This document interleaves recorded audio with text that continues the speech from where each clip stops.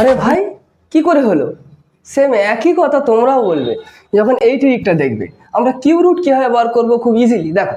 আমরা 17-এর Q root বার করতে বলেছে। 17-এর কাছাকাছি আমরা পারফেক্ট কিউ নেবো, একটা হচ্ছে কম নেবো, একটা বেশি নেবো। এর কম পারফেক্ট কিউ কত হতে পারে? Route Q 8।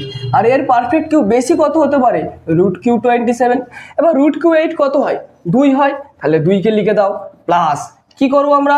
ওপরে 17 আছে 17 লিখবো, এখানে 27 আছে 27 লিখবো।